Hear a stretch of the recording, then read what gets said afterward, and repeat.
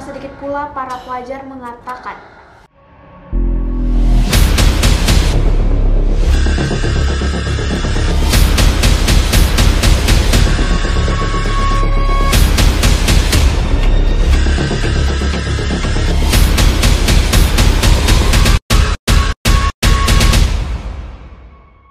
Assalamualaikum warahmatullahi wabarakatuh. Perkenalkan, nama saya Nazwa Alika Safa. Saya dari Sekolah SMP Harapan 1 Medan. Jadi pada kesempatan kali ini saya akan membahas tentang apa yang sedang terjadi terhadap para pelajar, para generasi muda semenjak adanya proses belajar daring ini.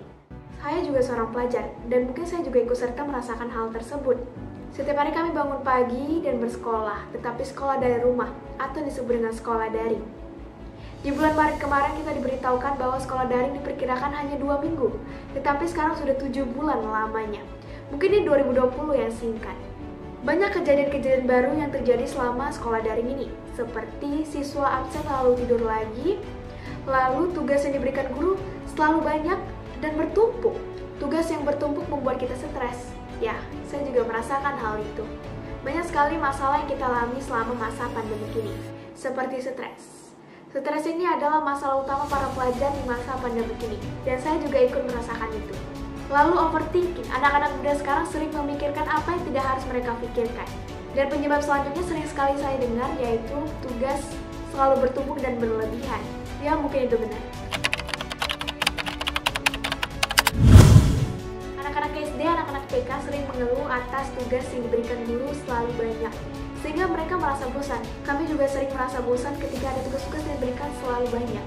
Apalagi dengan mereka, bahkan karena tugas berlebihan yang seharusnya tugas tidak sebanyak itu, lantas membuat mereka jenuh. Lantas sekarang yang bersekolah bukan anaknya, tetapi orang tuanya. Sekarang para orang tua sibuk pagi-pagi menyelesaikan tugas-tugas anaknya agar bisa melakukan aktivitas yang lain. Dan ada beberapa mata pelajaran yang memberikan kita tugas terlalu banyak sehingga kita tidak memiliki waktu untuk mengeksplor hal-hal baru.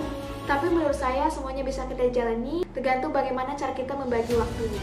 Dan selanjutnya ada beberapa dari mereka merasa tidak nyaman berada di rumah. Beberapa dari mereka ketika berada di rumah mereka tidak merasa baik-baik saja. Inilah yang sering terjadi sekarang yang membuat para pelajar stres dan karakter mereka berubah. Dan ini yang menyebabkan mereka tidak bisa mengerti apa yang disampaikan oleh guru. Tetapi menurut saya pribadi, para guru jangan langsung menyalahkan anak-anak yang merasakan hal tersebut. Coba tanya kepada orang tuanya, tanya kepada orang-orang terdekatnya, dan tanya kepada dia, apakah dia merasa baik-baik saja. Karena ketika mereka merasakan hal tersebut, mereka butuh pendengar. Saya juga pernah mengalami saya tidak baik-baik saja.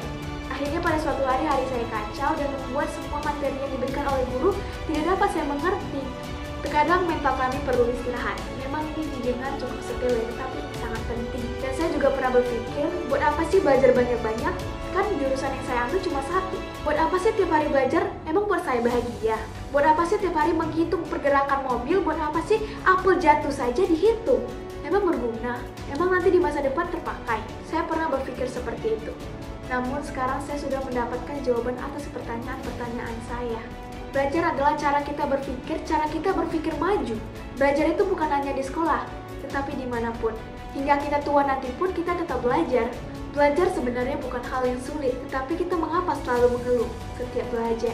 Karena mungkin semua orang belum menemukan jawaban-jawaban atas pertanyaan-pertanyaan mereka.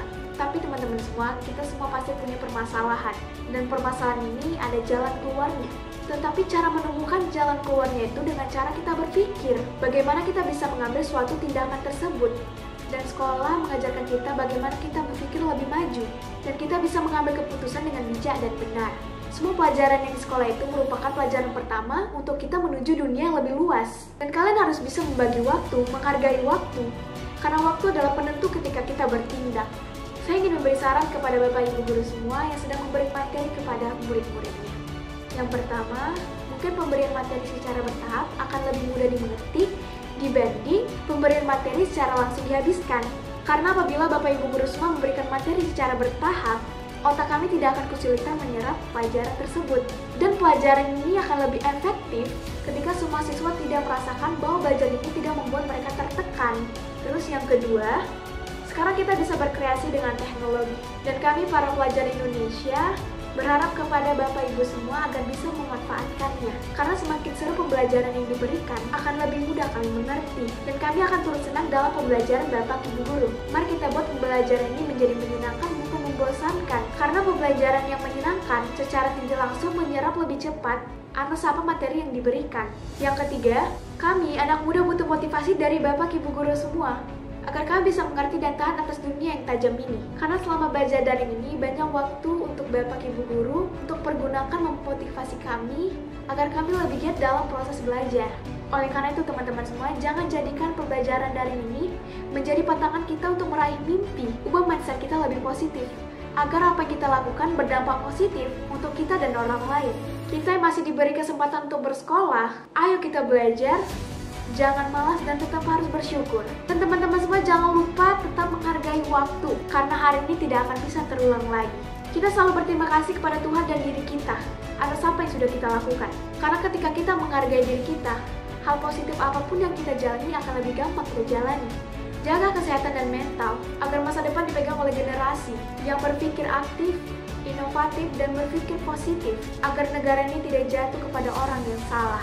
Ingat, bagaimanapun kita belajar, dimanapun kita belajar, ketika kita mempunyai niat, semuanya pasti akan ada jalannya. Saya Nazwalika Safa, saya minta maaf atas perkataan yang salah. Billahi taufiq wal hidayah. Wassalamualaikum warahmatullahi wabarakatuh.